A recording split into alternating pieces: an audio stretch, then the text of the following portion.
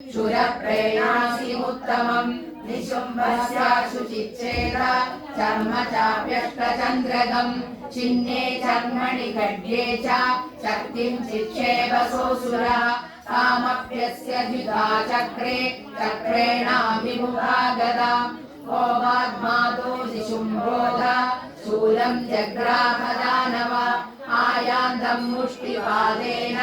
देवी तच्चाप्यचूर्णयत् आविद्याधगदां सोऽपि चिक्षेपचण्डिकां प्रति साविदेव्या त्रिशूलेन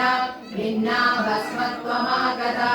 ततः परशुहस्तं तम् आयान्तं दैत्यपुङ्गवम् आहत्य देवी बाणौघ्रे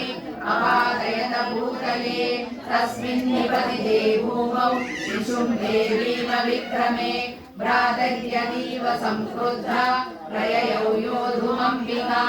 सरदस्त